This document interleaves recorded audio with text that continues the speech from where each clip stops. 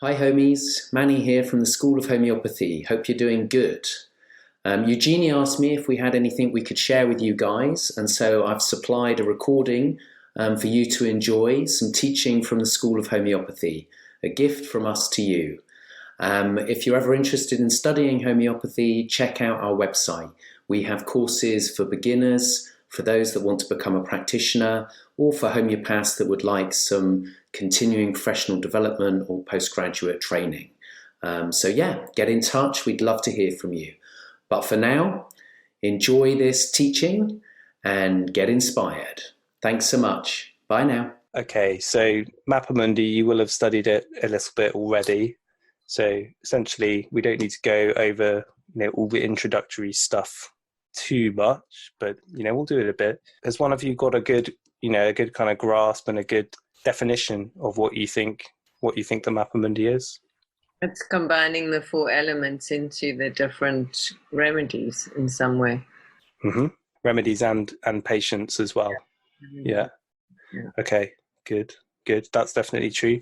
So, the Mappa Mundi, it's also called the Circle of Elements by, Jeremy Sher refers to it that way. He uses it a lot too. So if any of you do go on study with him, you'll already have a really good grounding in Mappa Mundi.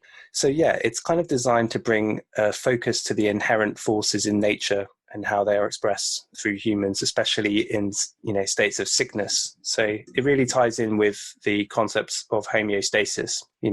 Rather than being in a homeostatic balance when you're ill, your symptoms often express themselves in a tension of opposites, in which the patient expresses symptoms that seesaw from one pole to another. For example, from chill to fever, in an influenza, and we've all heard a lot about that. It's COVID-19. So the Mappa Mundi can be used as a guide to the salient homeopathic information presented by the patient, and it highlights the dynamic and characteristic symptoms because, when they're in flux or in polarity, that's often symptoms that are more dynamic, and we know from Hahnemann and the organon that these are the important symptoms. Otherwise, these can quite easily get lost. When you're taking the case, you get a lot of information, and it's really important, like how you work with that and how you use that creatively. And there's so many systems now that it's so easy to get lost. So it's quite nice to have something that's just like, quite basic and quite old and ancient, and to kind of have as a you can always use that. You know what I mean? If you had a timeline, you say phlegmatic is pregnancy, and then you go to birth, childhood, sanguine, round adulthood, choleric, melancholic old age. Could you actually plot someone's timeline around it and what sort of symptoms they're having and the depth of it? Yeah. I mean, so the other part of Michal Jakir's plant system is, she has columns, which are like the different subclasses of plants, and they go from feminine to masculine. And then there's rows, which are like ages of development, according to a psychologist called Erik Erikson, who was a student of Freud. So they're like the developmental ages of man. And if you can discern where a patient's sort of never been well since state comes from, and whether they express themselves as a particular kind of age, then that does map onto the Mappa Mundi very well. Like the phlegmatic temperament, as you said, relates to infancy or even womb-like states where you don't really have a vessel of your own, and it's very easy to be drawn to the other side, the choleric archetype, who provides structure and firmness because you're lacking in those qualities yourself. So absolutely, and we will come to that. So that is a really useful way to use it, and it links into the plant maps, and it also links into the mineral maps and the animal maps when you look at Mahesh Gandhi's work. So he's someone who's heavily influenced by Michal Jakir. He uses the four temperaments and elements in all of his maps, and he's sort of like the next big thing really at the moment. So we're moving into a phase of homeopathy where all of the Mappa Mundi principles are kind of coming back into fashion, which makes it very interesting. So the tension of opposites is an important part of case taking and analysis, and you'll hear Karen talking about it a lot when you work with her and when you see her case analyses. So like I said, we're always looking for dynamic aspects, and where symptoms are polarized or even contrary shows where the energy is in the case. So like take calcarb or mollusks as a family. They, on the one hand, the animal has a shell in which they can feel, on the one hand, safe, cozy, and protected. And then on the other hand, they can feel trapped, suffocated, and closed off. So the shell is like the constant in that, and it can be expressed from one pole to the other. So Mappa Mundi is a model, and this is like a little, some of this presentation was Misha and Manny made it. So I'm going to skip through these introductory bits, but it gives a nice little history and sort of a little introduction to different maps and different models. So the first, start with the number 1, and that represents oneness, holism, and totality and unity. And if you're in that kind of state, then you're probably not going to need a homeopathic consultation. And then when we go to 2, the first map that comes to mind is the yin-yang, which we all know so well. So we have written there the split, yin and yang, polarities, primary and secondary action. So we can sort of go back to the organon where Hahnemann talks about primary and secondary action. He gives an example of like a hand placed into ice cold water first becomes very cold, and then as you bring it out, it becomes very, very hot and much hotter than the other hand as a kind of secondary action. And then models of 3, we have like the Vitolcus model of mental, emotional, and physical, which is really derived from the Kentian hierarchy, where mentals and generals have sort of primacy in the case analysis over particulars. And then we've got the 3 miasms of Hahnemann, the Sora, psychosis, and syphilis. And then in astrology, you have 3 sort of types. You have cardinal, fixed, and mutable types. So the cardinal types are Aries, Libra, Cancer, and Capricorn. The fixed types are Leo, Aquarius, Scorpio, and Taurus. And the mutable types are Gemini, Pisces, Virgo, and Sagittarius. So they all kind of share qualities. Like cardinal types they're the ones who get the projects started. They have the kind of spark of energy. Think of Aries, which starts the zodiac. It's all about the individuality and making a bold, courageous start. Is very Aries. The fixed signs are much more about maintaining and like using the energy to really achieve something. And the mutable signs are more about changing the energy, making it, transforming it in some way. So accepting that things always change, that they never last. And each has a kind of positive and negative quality associated with it. So models of 4, we have the 4 elements and 4 temperaments, and of course the 4 seasons, which map onto the Mappa Mundi, and the 4 directions. Models of 5 is like Chinese medicine. They have 5 elements there. So instead of having air, you have fire, earth, metal, wood, and water. So 3 of them are the same. Instead of having air, you have wood and metal. That also corresponds with the pentatonic scale in music. Models of 6. Models of 7, you've got Sankaran's 7 levels, the 7 rows on the periodic table, 7 deadly sins, the diatonic musical scale, the chakras. So 7 you can see is a bit of a magic number, and going through various types of culture. Then we get to 8, which is, of course, the full Mappa Mundi circle. So when it was originally being used and being conceived by the ancient Greeks, and even probably before them, because they borrowed a lot from the older cultures, you had the 4 temperaments, really, the choleric, sanguine, melancholic, and phlegmatic. And in astrology, they used the 4 elements. And at some point, I think it was Joseph Reeve, a homeopath. I think he's still around, but he's gone very, very quiet. He had the genius to sort of put the 2 together and to see like the sanguine as a combination of fire and water, to see the choleric as a combination of fire and earth, etc., and to superimpose one map upon the other.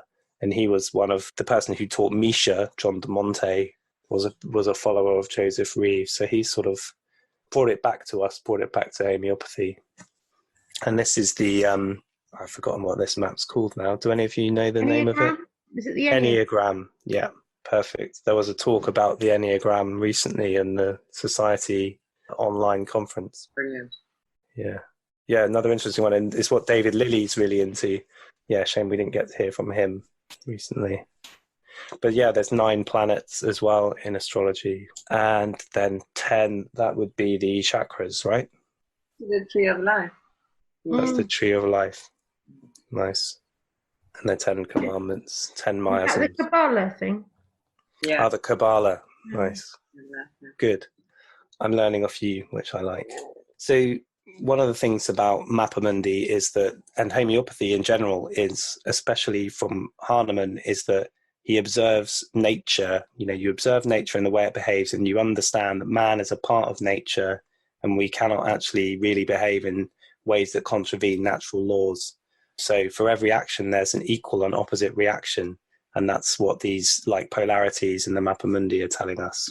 So yes, the Mappa Mundi, it predates the classical Greek period. Could be an early Egyptian idea. Empedocles was the guy who really conceived of it and worked with the idea. And then Hippocrates was the first to use it in a more medical setting, as I understand it. And we know Hippocrates, made the assertion that you can treat diseases using the like principle or the use of contraries.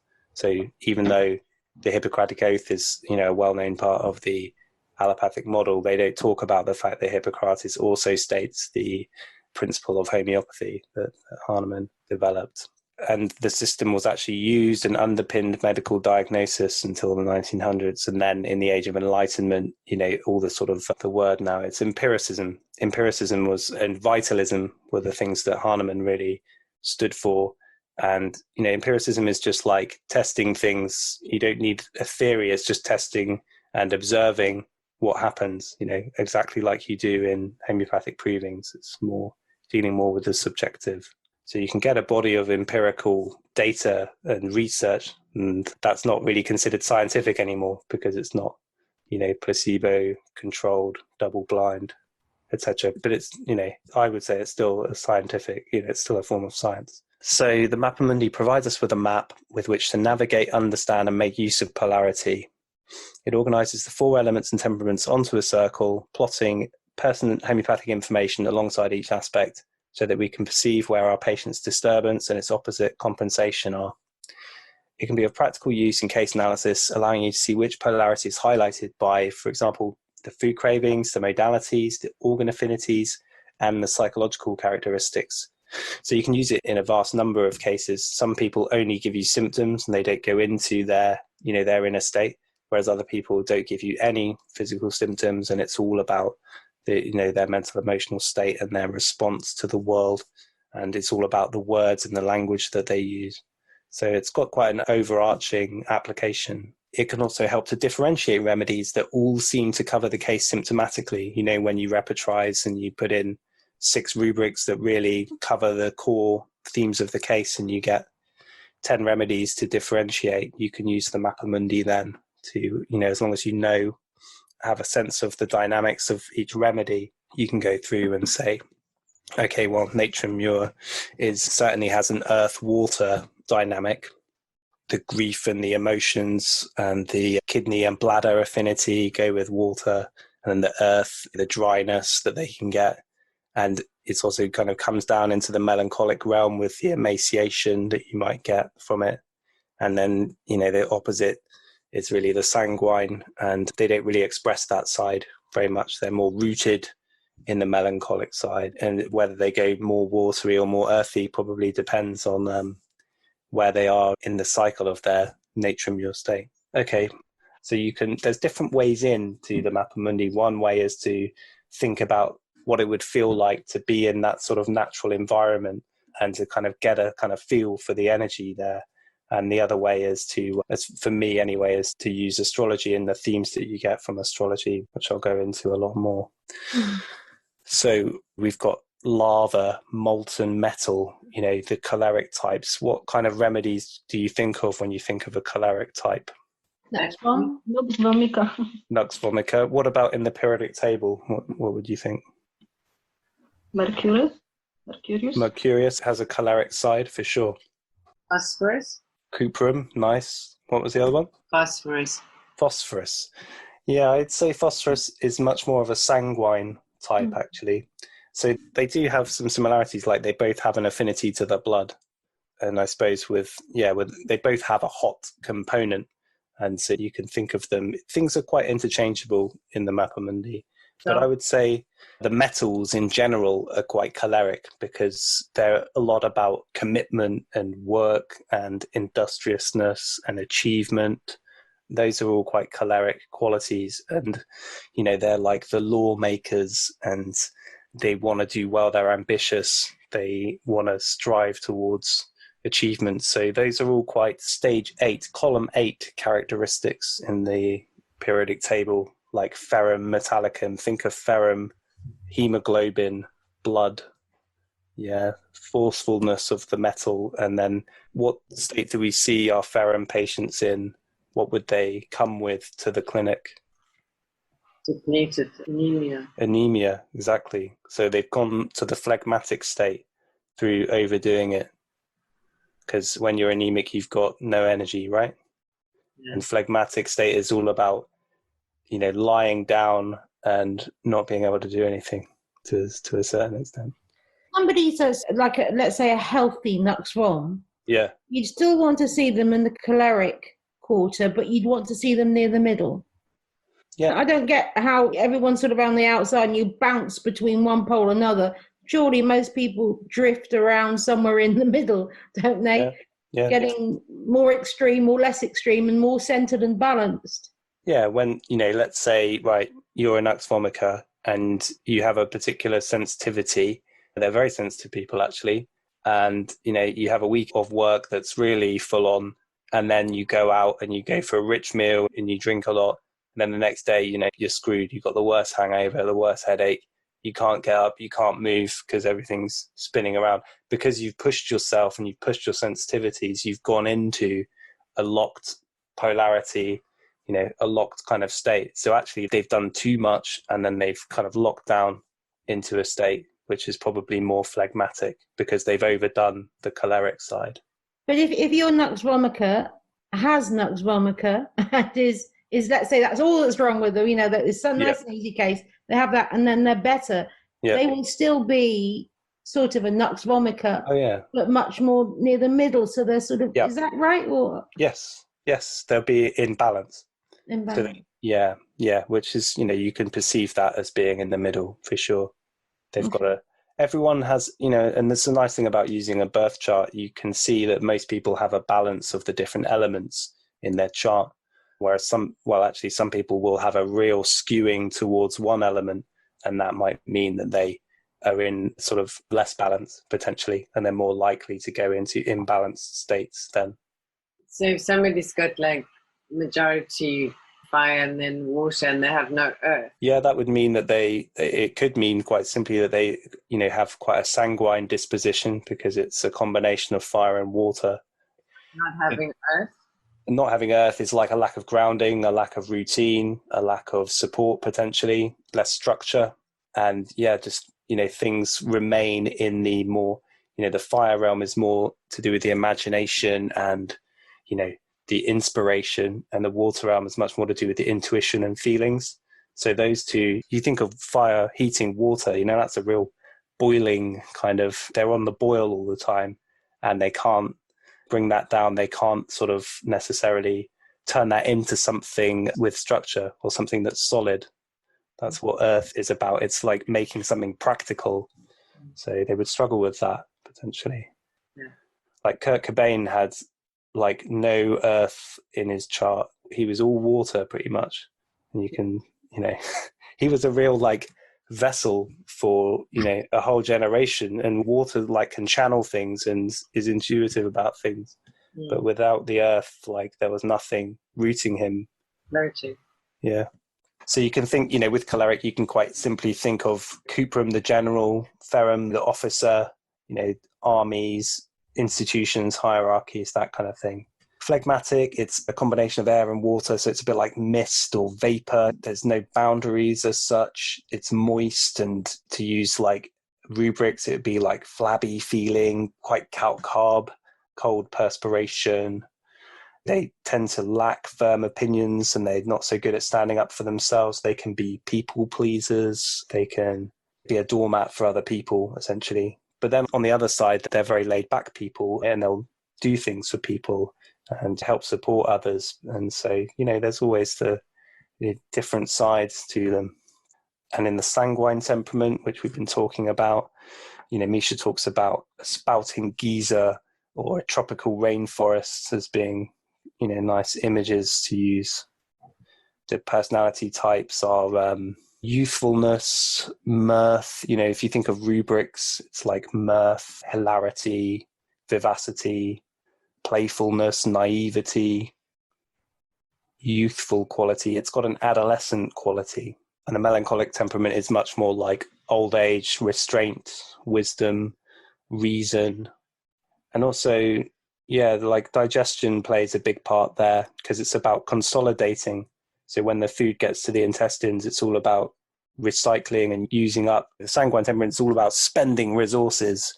And you have this expansiveness and discharge. Like Lachesis has a very melancholic sanguine dynamic because they hate any restriction, which is the melancholic side. Remember, like the other way of looking at the melancholic sanguine is too open or too closed. So you have this like closed quality. So anything that restricts the Lachesis patient makes them want to discharge, let go, release. Vitolkas talks about it as being like too much stimulation looking for an outlet, the essence of Lachesis. So here's some examples of polarities then. So this is an easy one because we've just been talking about it. Mirth, liveliness, hilarity, desires company versus solitary, absorbed in thought, misanthropic. Which axis would that be? Sanguine melancholic. Perfect. Dominated, victimized, abused versus dictatorial and aggressive. Phlegmatic, sure. Yeah. Leadership, duty, responsibility versus seeking approval. Again. Right. Yeah, other way around. Yeah, perfect. Jealousy and envy versus acceptance. Ooh. Sanguine. Yeah. Sanguine melancholic or more water earth, isn't it? I'd say the jealousy and envy is quite strongly melancholic. Is melancholic. Because it's sort of you're like with jealousy, you're kind of holding on too much to something and you're brooding on it, and so that's quite a melancholic thing to do. So it's more dry and cold rather than the passionate sort of jealousy that you might have with sanguine. Is that right? Yes, that's right. It could express itself with some fire for sure. Yeah, so that's things slip around a bit especially when you're dealing with psychological characteristics. They're not always as simple as you'd like. But when you do get, like the case I'm going to show you, it's quite rooted in the physicals, and that helps when you're using Mappa Mundi. So you've all seen this nice map. Okay, so this is more like the astrological stuff that I've been working on. So when you look at Astrological Fire, you get... Can you send us? Yeah, I'll send you this very document. So Astrological Fire is like, a universal radiant energy, because that's what the sun is, basically. It's creative force. Without it, there wouldn't be any life. And so the qualities are excitability, enthusiasm, dynamic, spontaneity, wild, turbulent, uncontrolled, passionate, reckless, and extravagant. So you can see when there's too much fire, that's the kind of quality that there is. It's conscious. So in astrology, you have like a polarity between the sun and the moon. The sun is to do with like consciousness and individuation, as to use the Jungian term. So the sun is about bringing things into illumination. You have different aspects of your psyche, and the sun is like the kind of container for them all. So it's the ego, essentially. And the moon is the subconscious. So the feelings that you have, and the moon reflects. So the moon's always reflecting the light of the sun. It doesn't have its own light, and it's always shifting. With the lunar cycle, it's a shifting of light relationships, basically. So the moon is always reflecting the sun. So the qualities of the moon are of self-reflection, changeability, and it's more to do with your inner soul than your outer ego. So you can see when there's too much fire and it goes to a negative expression, it's self-centeredness, pride, too much ego. There's a need to use energy, which can lead to burnout. If someone's got too much fire and nothing grounding it, then they have a tendency to do that, to get into burned out states. Too much enthusiasm, very vigorous, impulsive, unrestrained, overconfident, overpowering. It can cause destruction. So you see what I've done as well. I don't know whether you've been introduced to Peter Fraser's books yet, but he has a book which is about using realms. Yeah, using realms in homeopathy. Nice small book, really cheap. It's in a set of different animal families and various philosophy books. So he has the realm of the sky, the realm of the earth, of the underworld, and of the sea. So you can quite easily fit those onto the Mappa Mundi, which is what I've done. So fire goes with the sky realm. This is where it can get a bit confusing because you think of air as being sky. But basically, the heavens are in the sky, and the heavenly realm is very much represented by fire. You can see the importance of fire in our own cultural evolution. Like our first religions were sun worshippers. There is no life without the sun. And it was probably the thing that sparked the kind of cognitive revolution that allowed us to become human as well. There's an interesting book that talks about how our brains enlarged because we were able to use fire, and that allowed us to cook food. And then we got a lot more nutrition from cooked food, or certainly a lot more energy from the food than eating it raw. And so, yeah, it's certainly one of the things that sets us apart from all the other intelligent animals out there. I wonder why they say then for other carnivores, then it's got to be raw meat diet is the best. If you're saying that for humans, actually cooked meat was a major leap forward. It's weird, isn't it? Yeah, I think it was. So basically what the book that I read was talking about the fire and the central place that it has in the tribal communities. And it was talking about how the hearth is sacred. Like in those communities, it's kind of acceptable to have different sexual partners, but you can't invite someone else back to your hearth. That's the absolutely fundamental to the family. And when we had fire, you could spend all day, the men could spend all day out hunting and not bring back anything, and you could still have a nutritious cooked roots for your meal. Whereas if you couldn't cook the roots, then you'd just be sat there all day eating, stuff that doesn't really give you the calories that you need. It's the calories that you get a lot more from when you cook the food, because you kind of start off that process of breaking it down. That's this guy's theory anyway. It's an interesting book. It's called Catching Fire. Gentler on the stomach. Cooked food. Yeah. So yeah, it's, when you look at the, basically I'd encourage you to just look over and over the different qualities of each aspect and temperament, so they become ingrained in you. So straight away that fire element has to do with sex, libido, and love, and the heart. So when you get down to here, you look at the astrological signs. So Leo, this is all from medical astrology textbooks, by the way. So Leo is to do with this area, the heart. So angina, locomotor ataxia, hyperemia, these are all diseases that affect, that are under the rule of Leo. And Leo goes up here in the sort of radiant energy. It's ruled by the sun. They have pride and enthusiasm, etc. The affinities of the sun are the vital fluid, so the actual energy itself, distribution of heat. The spleen kind of goes across to the sanguine temperament, but I've kept it there just to be sort of transparent about it. And then Uranus goes here because it's a combination of fire and sky. And Uranus is very much to do with electricity and the electrical side of fire.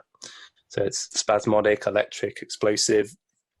And you'll see from here the central nervous system. So the affinities, this is from Misha's work, the brain, heart, arterial circulation, nervous system, eyes and vision. So when there's convulsions and things affecting the nervous system, that's usually fire air. And it also has an affinity to the brain via Aries. Aries is like fire, but it's also the head. And you can see here that the affinities of fire are the brain.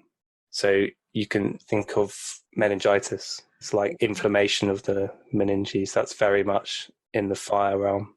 And high blood pressure because it affects everything. Yeah, and heart disease. You'd be looking at something with a strong fire component. Do you use all the signs? Because I see Sagittarius isn't here. Would you? Sagittarius, I put in the Sanguine temperament. So this is a map that I've put online, and actually I'll probably just use this from now on because it's easier. But if I click over now to the Sanguine thing, and I can give you the link to this. That's good. Oh, there we go. So this is the Sanguine temperament, and we're kind of skipping around now, but that's okay. So you can see the qualities that you know pretty well by now. And, it's good to remember it as being open, expanding. And that's why Jupiter goes there, because Jupiter in the chart is all about expansion. It's the biggest planet. It's all about where you have, good fortune, benevolence, and you have an outlook on life which sees promise, which sees adventure, which sees opportunity. And that's why it's kind of contrasting to Saturn, which goes in the melancholic temperament, the opposite, because Saturn's all about seeing the restriction, denying yourself, having to work to a structure, self-criticism. So they're opposites in that sense. So the affinities are quite similar. It's the blood, the heart and arteries, but also the skeletal muscles and the spleen. When you look at Jupiter in astrology, you can see that it rules arterial circulation, which is great because that's very similar. And it has some other, it rules over other things in the body too, including the liver. And Sagittarius in the body. So in medical astrology, each planet rules over physiological processes, and each sign rules over like anatomical areas. So Sagittarius rules the hips and thighs. What book would you recommend for medical astrology? A good question. I would recommend going on a course by Gabriel Blas. He's the guy who taught me most of the medical astrology stuff. So yeah, I'll go back into his notes and see the books that he recommends. And if you remind me, I can let you know. So the other planet associated with the Sanguine temperament is Venus. So Venus in astrology rules the throat, kidneys, also the venous circulation and homeostasis. So there's, the side, this kind of Venusian side to the Sanguine temperament is the sort of, in a way, the extroverted quality, because it's all about relationship and it's all about harmonizing with others. And, like the Sanguine types love to have company. They want to be, they're open and outward and they want to have company, whereas the melancholic side is much more, they want solitude and they revert to that.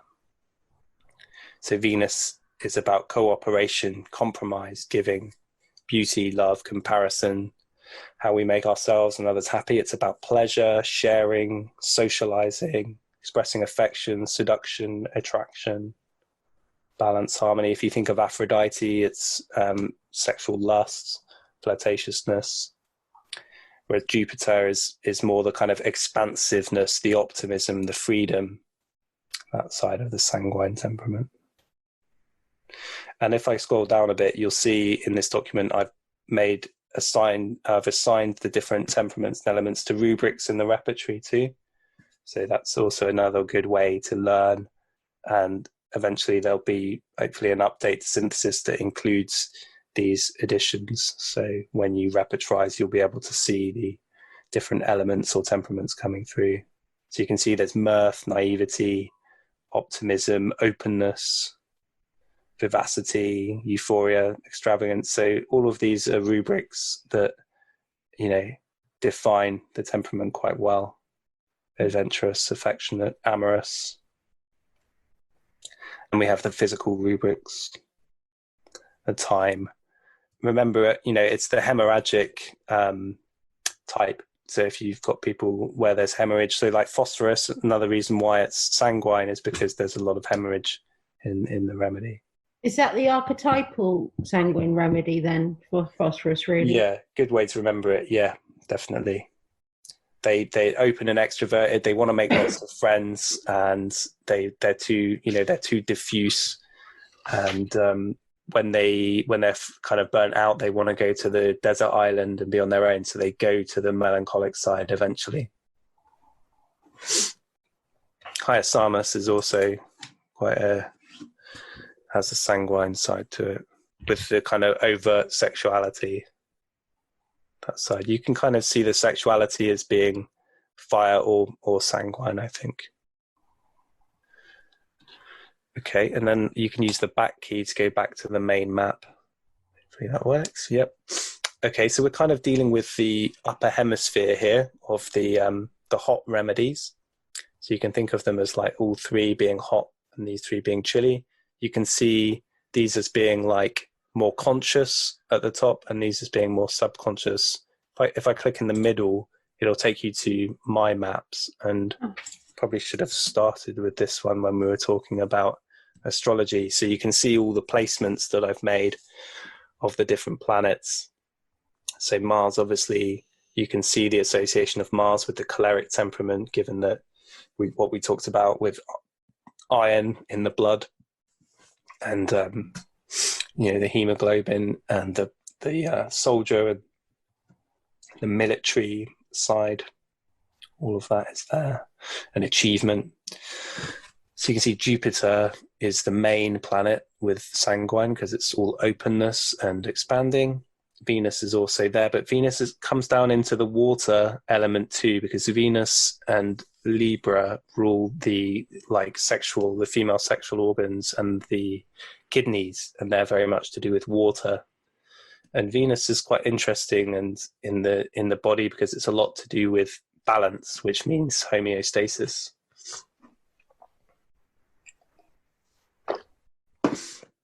And then across in Earth, we have mostly Saturn. Saturn rules like joints, skin, teeth, bones, that kind of thing. And it's about structure. And Saturn kind of comes down and is, mutually associated with the melancholic side, along with Mercury. So Mercury is to do with analysis and kind of digestion. It's digestion of ideas in Gemini and digestion of physically in Virgo. And Virgo's, very much, rules the intestines, and it's to do with purifying, and it's to do with analyzing. And Virgo, it's all about if something isn't pure and it isn't right, then you throw it away. And that's what the process of digestion is in the body. So you see it fits really well with the melancholic.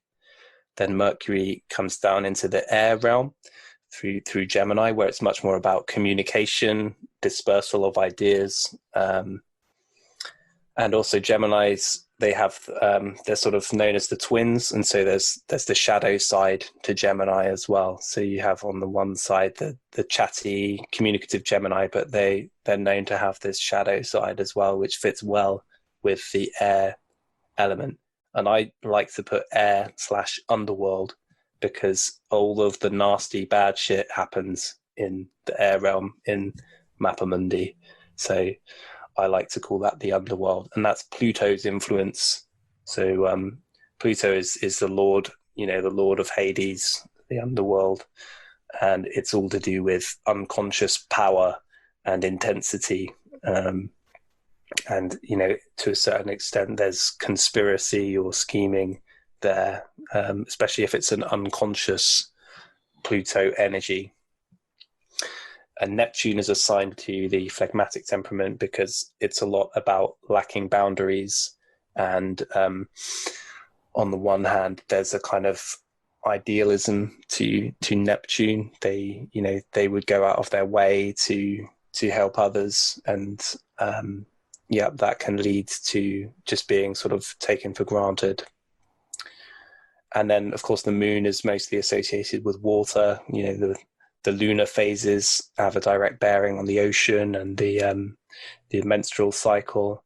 And the moon is very much to do with nutrition. It's, it rules the stomach through Cancer, and also the mammae, the breasts, and that sort of the connection to the mother archetype is very much from the moon. So you can see I've put some ages on here as well. So the womb, a kind of womb state here. And we've got feminine up here and mother. Right-brained or intuitive over here. Extrovert at the top. So the upper hemisphere, if you like, is the extroverted personality type. And down here is the introverted type.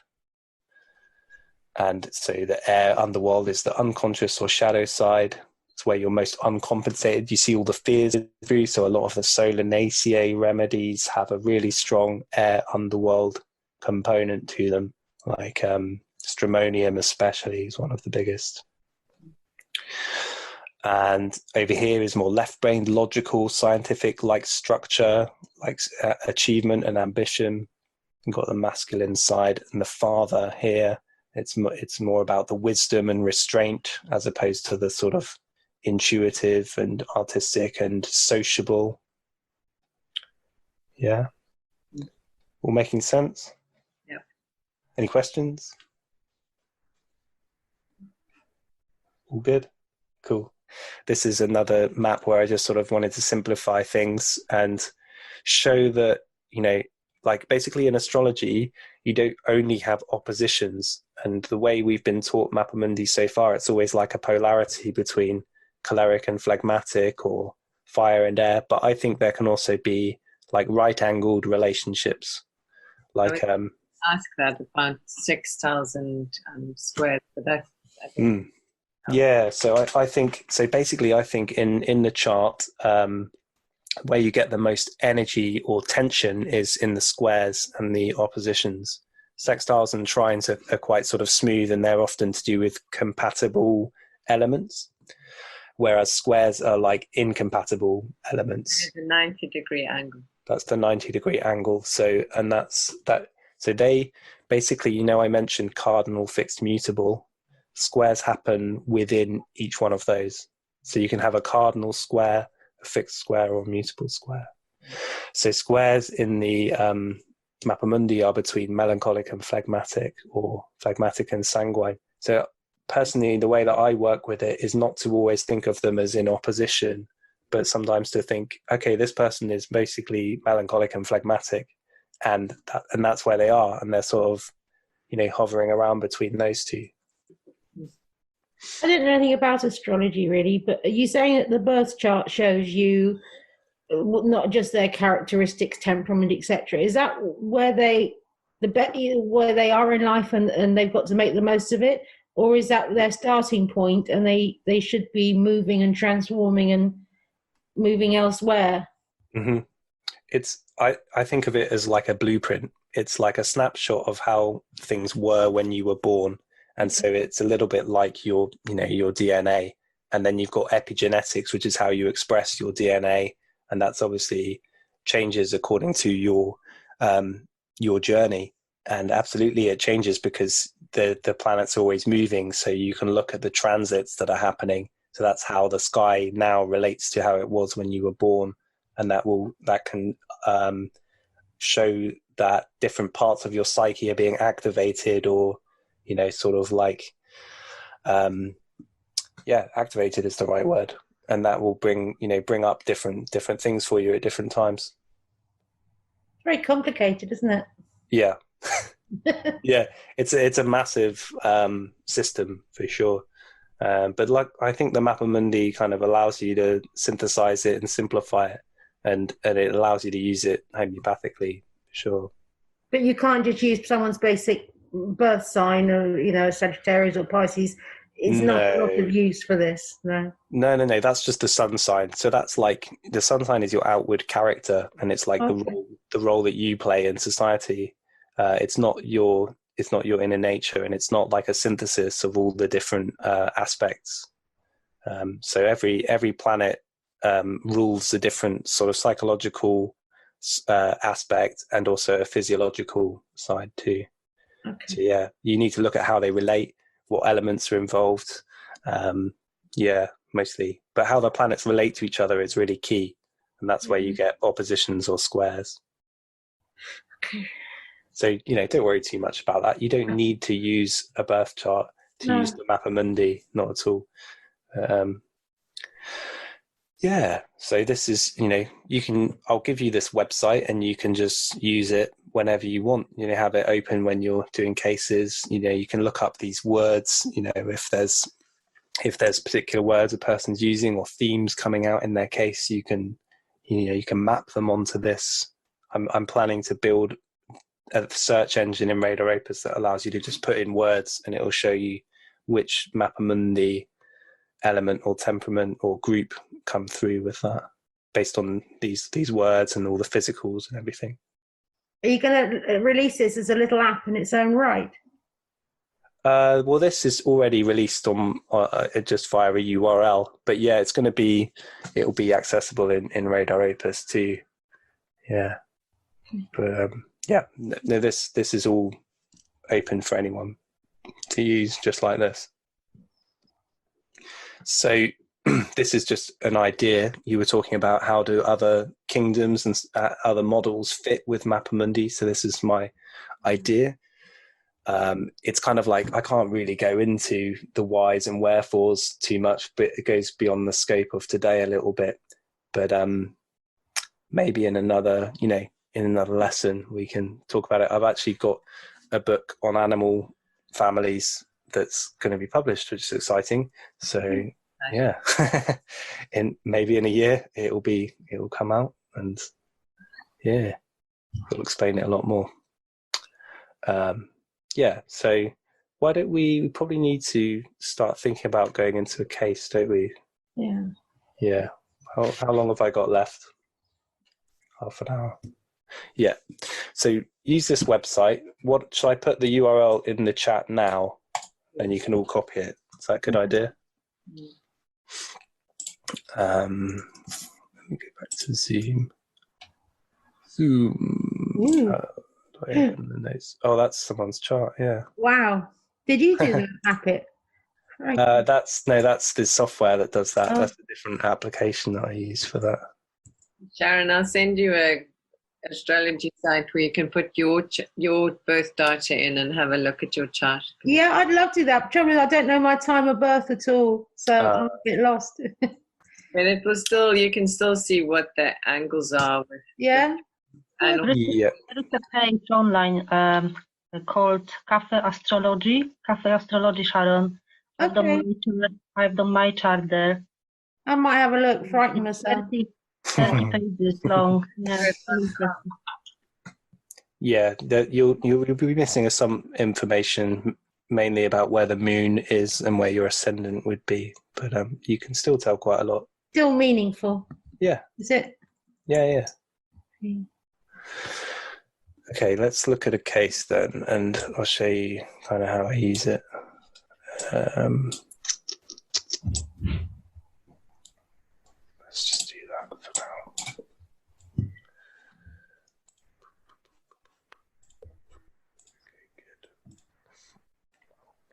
now. Okay, this is someone who actually, let me show you her questionnaire first. Yeah. So I was going to say, do any of you use a questionnaire? But you're not quite there yet, are you? This is based on Rajan Sankaran's questionnaire, and it's absolutely massive. But some people don't fill it in at all. Some people do go to, give you a lot of information. So, and this you do before you see them. Yep. Okay, so this is what they're coming with. IBS, essentially. Let me hide that. There we go. Yeah, so even as back as 7 or 8, they've been constipated and they've got IBS. So if I just show you quickly here, if I go to melancholic, you can see it's like black bile, liver, colon, constipation, atrophy. When you look at the, I was saying how Virgo really fits melancholic. These are all the qualities of Virgo, all the parts of the body that are affected. So malnutrition, dysentery, colic, constipation, tapeworm, abdominal, large and small intestine. So it totally rules the melancholic temperament there.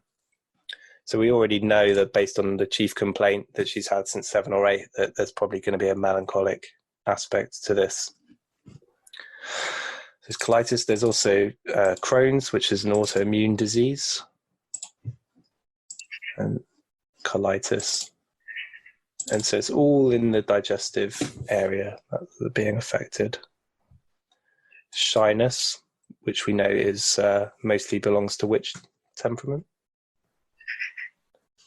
It's a phlegmatic, isn't it? Yeah, yeah. And weirdly, they joined the army. Okay. So that's the the opposite, the choleric side. But we won't know what the exact kind of. You'll see bits of everything, especially when you're dealing with peripheral things, and it won't be until you know what the kind of central and recurring themes are of the case that you'll know what the main weighting is. So don't worry if you see lots of different elements and temperaments coming through. You laughing at the diagram? Just where the X is, it just made me laugh. Yeah, she's done it really really well. Yeah. So the chief complaint is IBS, and also the modality is being on my own makes me feel better. So which temperament would that be? Melancholic. Melancholic again. Yep. Perfect. So we know that it's physical and at the the level of the modality as well. So I'll just show you, I've kind of highlighted the bits that were important, I think. Yeah, dislikes consolation and sympathy, another melancholic aspect. You've highlighted something about the jaw clicking there. Was that a particularly characteristic thing? I don't know why I've highlighted that, actually. Okay. Yeah, it doesn't seem very important now. Listening to others talk, that's, again, quite a phlegmatic quality. They want to support other people mostly. They don't sort of naturally take the limelight. You saw them they're in the introvert half of the map, yeah? Like being alone, feel peaceful, and like I have no responsibilities.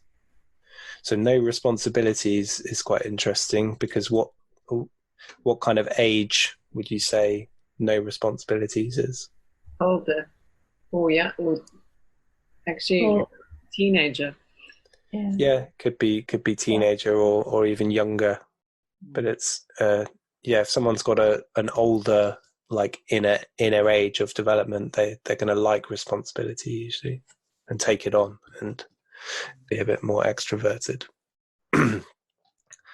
Okay, there's a faintness, and lying down makes it better. So which temperament? Sanguine, is it? No, I don't know. That'd be phlegmatic. That's phlegmatic. Sanguine is quite energetic, extrovert.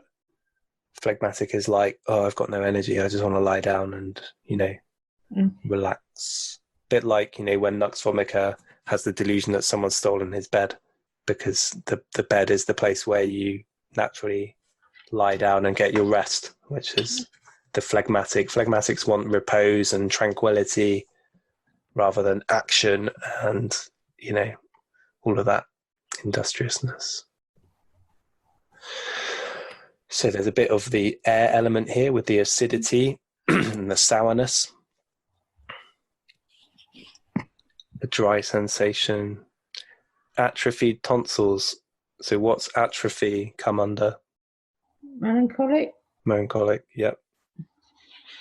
Exactly. Nails are going brittle. Where would you put brittle?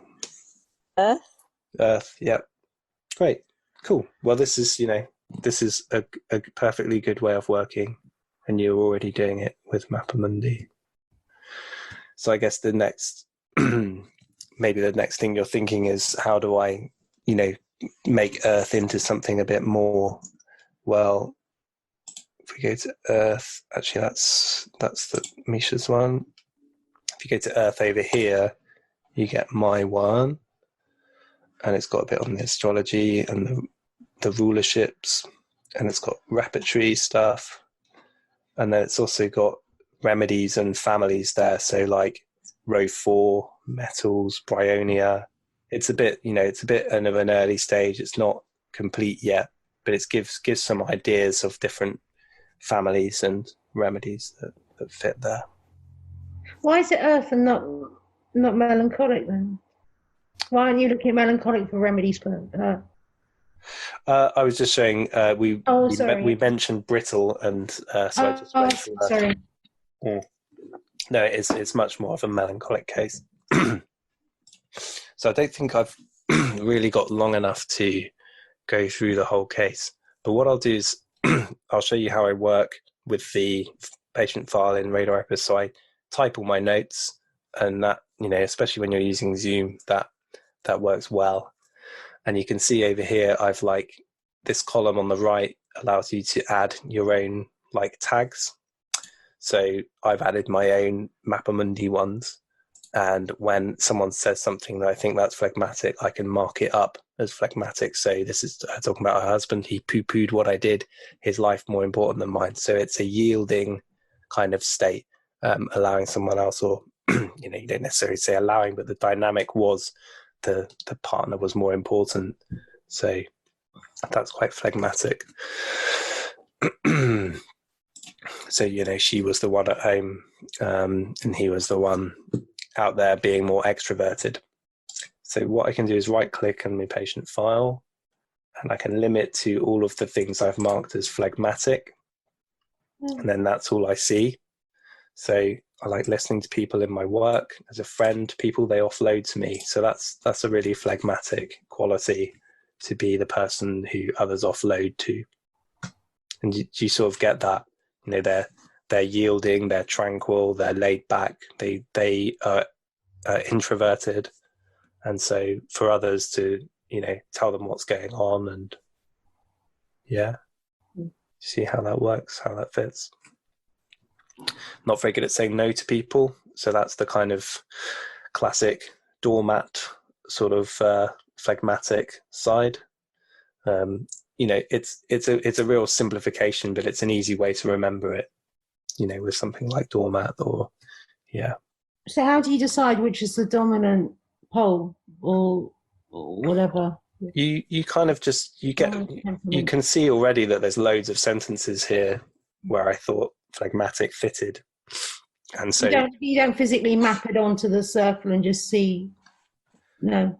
What I would probably do is make a mind map and put the position of the different statements, where they belong on the Mappa Mundi. So I would open up Simple Mind. I don't think I did it for her, but that's a different case. Is this on mine? Is this on Radar? No, this is a program called Simple Mind. So I could take maybe, so the other thing I can do is sort according to intensity. And I'll take all of this, copy, go into here, and then paste there, just resize it. And I put that down in the phlegmatic quadrant, because I know it's there. And then, I can then go on and put in the other aspects. And this is doing it very quickly. Normally I'd probably make several bubbles and organize them a bit more. That's nice, isn't it? It's very visual. You can see it immediately. Is that a program you can get, anyone can get it? Yeah, it's real cheap. It's like 20 quid or something. You just search Google for Simple Mind. I think Victoria uses it.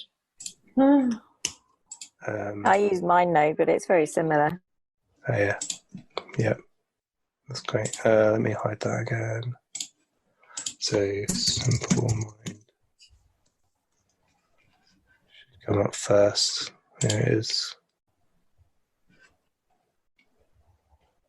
That's it. You can get a free version of it. Okay, brilliant. Thank you. That's all right. Yeah, super useful. So you've got here, independence kicks in, so that's not very phlegmatic, but feeling vulnerable and needy, vulnerable and needy, that's very phlegmatic. Don't want to confirm that by avoiding people. Embarrassing, I'd say, is also quite phlegmatic. It's like, basically Calc Carb is a very good archetype for the phlegmatic temperament, and so stage 2 of the periodic table, as a kind of general rule, suffers from being observed and embarrassed and ridiculed. So I would say those are all part of the phlegmatic temperament. Naivety, I would say,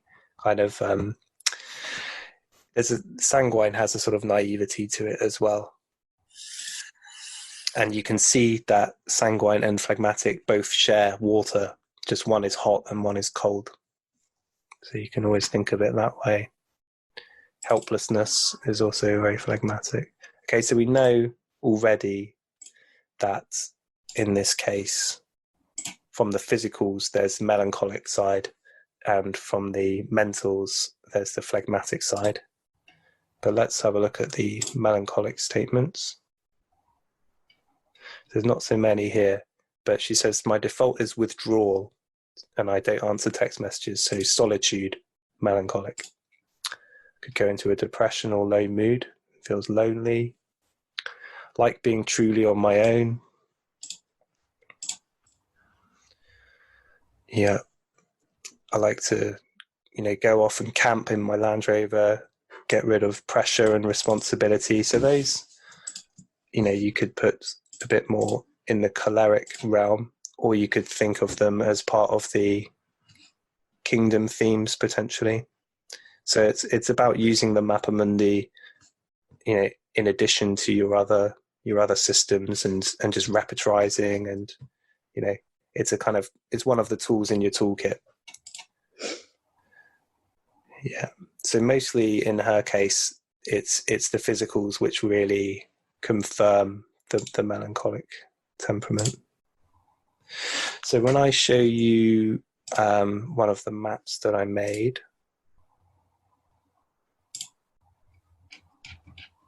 of the minerals, here it is. I've put the lanthanides in the melancholic because the lanthanides are a lot about self-analysis and inward-looking nature, mastery of the self, also service to others because they're often like therapists, freedom from tradition, philosophy of health, a wounded healer. These are some of the themes that I associate with the lanthanides. I put Chiron and also Mercury and Saturn rule the melancholic. So if I open Jan Scholten's book on the lanthanides and then navigate to the,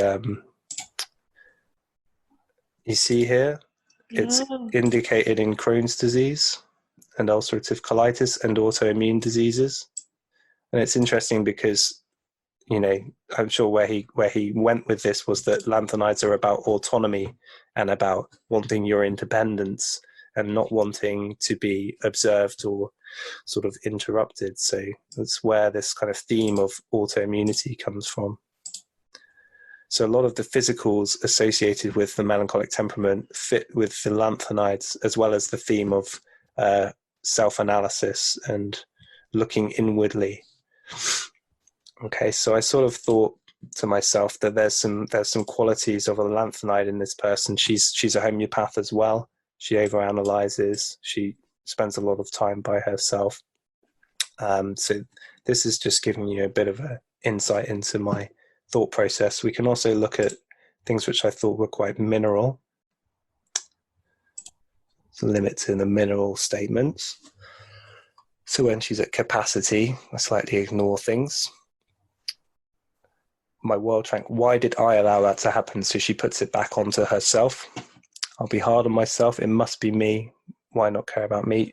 Through the whole consultation, she mostly talked about, referring it back to herself and her inner weakness, which we know is, from Rajan's work, that it's a lot about looking at the fault within themselves.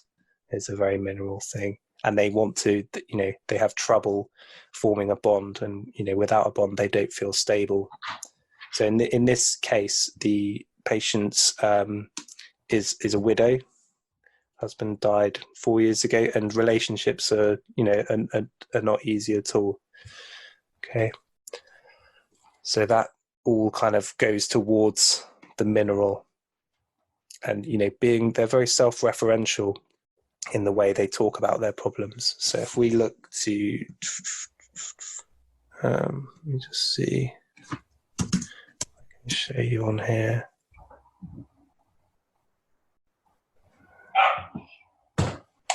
(2D). So Anna Vivarka is really good on kingdom stuff as well. So this is her, when she talks about 2D, she's talking about minerals and sarcodes and gemstones and those groups. So it's all about my existence. The patients answer the questions with definitions. They don't use hand gestures quite so much, usually. Little facial expression or body language, no or very few modalities. One main problem, and it's to do with function, capacity, roles. You mentioned capacity there. I can or I can't do it. I need or I lack or I miss. I'm unstable, losing or wanting grip, dependent.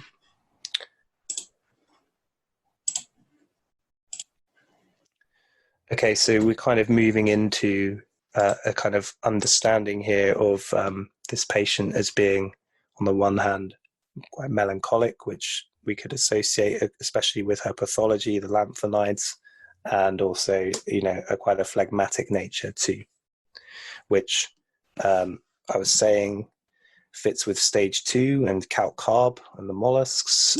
So if we go back to my map, you can see that phlegmatic fits with stage 3, water with stage 2. I mean, this is my figuring out on it. It's certainly not set in stone. It's just an idea. But this is also based on astrology. And there's another document I'm working on that's sort of work in progress that I'm happy to send to you, and you can check it all out. Okay. You all with me so far? Any questions? Yeah. At what point All you good. actually repertorize at all? Or you don't bother? Yeah. No, I repertorized it. Absolutely. So when it comes to repertorizing, let me just see if I can show you on here. So ridicule was seriously important, and the feeling of being observed, embarrassed, humiliated. What remedy does it sound like? Yeah. Yeah. Yeah. Okay. That's fine. Burrito carb, did you say? Yeah. Yeah. Nice one. Yeah. Okay. So those were really important things, and when I repertorize, when a case like this, I do quite a thematic repertorization. So I use Scher's Q repertory, or I combine a lot of rubrics, or I use my own repertory that I've made, which is going to be released very soon, actually. Mm-hmm. So that's a Mappa Mundi one I'm working on. It's not quite ready, but this one is my thematic repertory. Yeah. So it's like Q rep, basically. So one of the ones I used in this case was forsaken, alone, and dependent. Dependency was, quite a big part of the case there. So it's like a combination rubric of all of these into one broad theme, so which makes it, a big rubric, and it means you're more likely to get the right remedy in there. That's the basic idea. So that's the kind of repertorization I did. Low self-esteem is a rubric in QRep that I combined with mine. Feeling of being laughed at, like her family all, teased and laughed and humiliated her. There's a need for guidance or support. I think that was, she sort of just fell into going into the army. It just sort of happened to her. The dream of being observed and a real fear of being observed that would aggravate all of the physical symptoms. Yeah, so you can see burrito carb coming up there straight away. And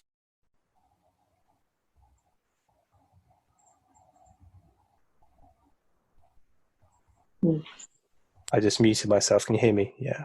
Mm. Yeah. I always forget that the key commands change when you're in Zoom. Burrito carb, it's in the gold series. So there's a lot of gold series is about responsibility and power and, sort of control. And, those themes aren't there in her. So I sort of I looked through all of these remedies. So you can see, because I've used such big rubrics, I've got 35 that cover all of those themes.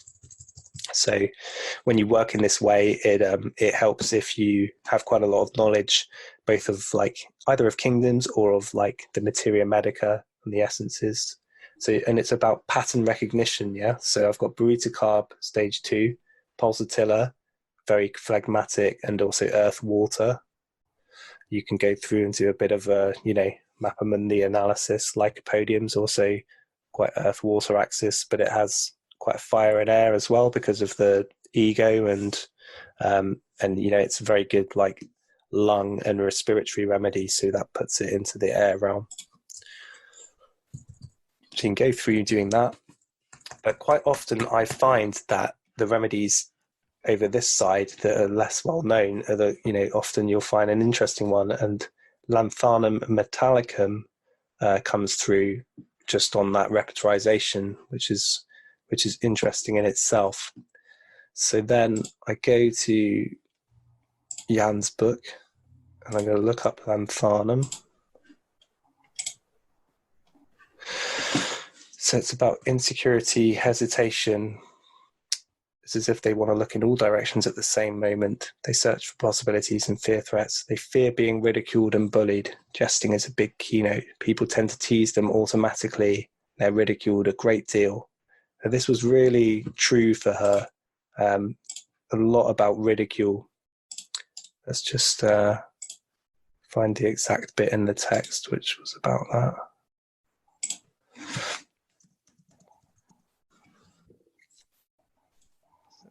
Yeah.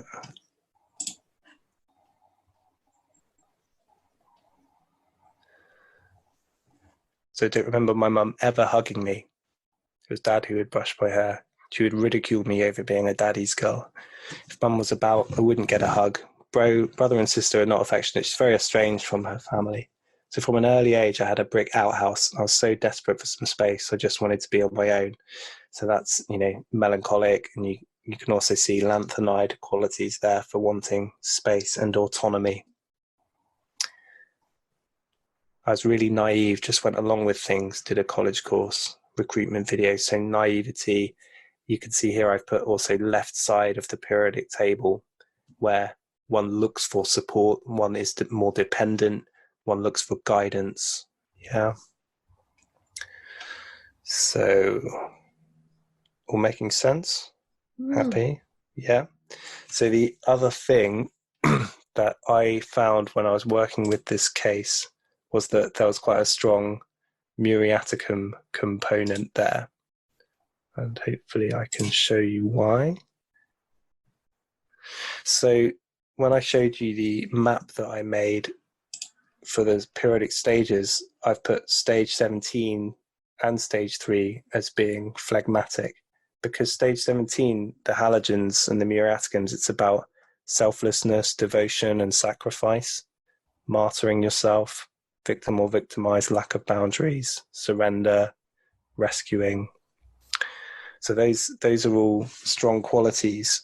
And what you get basically on the periodic table is, let me just see, you have the dependency and need for guidance on the left side, and then on the right side you have, need for independence and a need to sort of get away, because, when you think about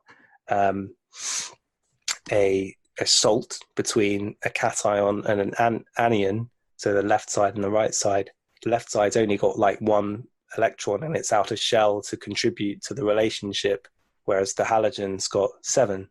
So the halogen's much more experienced, much more, it's got much more to offer. And so they tend to want to break away and get their independence from the kind of neediness of the other side, of the left-hand side. Maybe that makes sense. Have you done a lot of work on the periodic table yet, or is that going to happen in year 3? We've done some, but not loads. Yeah. Great. So let me just stop the screen share a minute. How do I do that? Oh, was I not sharing my screen? No, I was. Yeah. Hey, there you are. So yeah, she received Lanthanum muriaticum rather than metallicum because I could see the other side in her, the like independence, and also like, you know, the mother muriaticum can be a bit of a like archetype for the mother, yeah, the you know, that whole archetype of caring. Yeah, and it also has, you know, like hydrochloric acid is essential in the digestive process, and all of her complaints were in the digestive area. So Is that what it is? hydrochloric acid is muriaticum. Yeah, yeah. It's chlorine basically. So you know, Sodium. I didn't know that. yeah. There's loads to learn. I didn't know it until someone told me. As well, eh? Yeah. Sodium and chlorine. Sorry? Sodium and chlorine. Who's mentoring? Is it sodium and chlorine? That would be natrium, yeah, natrium muriaticum. But yeah, hydrochloric acid is hydrogen and chlorine. And oxygen, probably. Yes.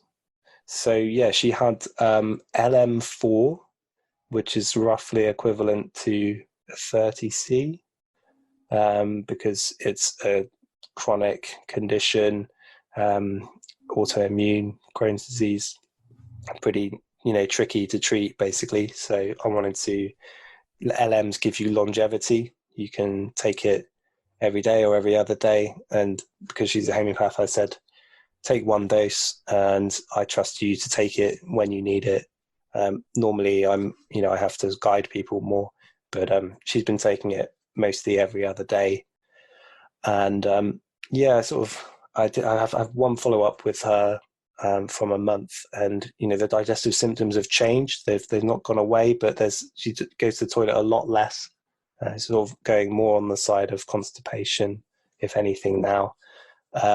You know, if she gets anxious, that still brings, you know, it's like an anticipatory anxiety that still brings on the need to, you know, go to pass stool. The flatulence is still, you know, an issue. If there's anxiety, there's there's more wind, and then there's, when you're thinking about that, you get more anxious, and then it's a vicious circle.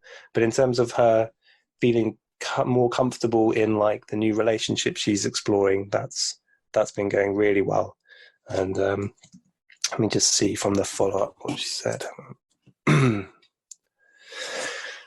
Yeah. She says, the Remedies helping me to be more true to myself and not hide who I am. I haven't laughed so much in a long time, feel way less held back in that way. Although I do still overanalyze, I've been more able to go with the flow. I can't wait to speak, feels really positive. And doing less sort of, you know, people are annoying her less. And yeah, that's it really. That's the one. So I'm really hoping that did shed a bit of light on how you can use the elements and Mappa Mundi, you know, in a more practical way. No, it's been great. Thank you. Yeah, definitely. Also, it seems to be that you can use it as kind of to plot a character, rather than going for rubrics and stuff. Yeah. Obviously, you wouldn't put their character in the rubrics, would you? Because it's not pathology.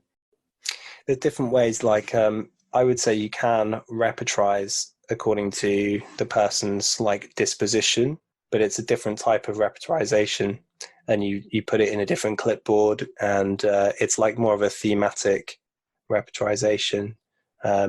It's that would be my take on it. But you don't necessarily have to, if you know that you're using a system like Mappa Mundi. You hold that image in your mind that you want to see in the remedy, that there's either, you know, ideally the psychological and the physical affinities of that, you know, the melancholic temperament in this case. Yeah. Amazing. Very good. Cool. Any other questions, thoughts? I have a question completely not random, but you did, when you taught us recently, you were treating that young man who had drug problems. Oh yeah. Did you ever get the remedy to him, and how's he doing? This was the Ignis alcoholis patient. That he had been admitted. Yeah, I did get the remedy to him, and yeah, he had it. He basically got out of that institution really quickly and went back to stay with his mum. And he was obviously like cogent enough and lucid enough for them to feel it's fine for him to leave. Okay. And then he had the remedy when he came back, and he did communicate with me quite a lot. And he said the remedy helped him feel very different. And since then, they did put him on a bit of medication, and then he came off it. And basically, he sort of, pops up every now and again and messages me. But as far as I'm aware, he's doing much better now. So I think it was really like an acute flare up based on the bereavement that he had, and he just couldn't deal with it. So that's nice to know. Yeah, definitely. I think diagnoses do help, but they also, they sort of make you feel like it's untreatable somehow, but there's still a human being there. And yeah, I actually... Sorry? That's what you gave him. It was an interesting remedy. It was fire. Yes. Yeah, it's a really interesting remedy. Yeah, setting alcohol alight and then burning the alcohol down until you have a tiny bit, and then making the remedy from it. Oh, amazing.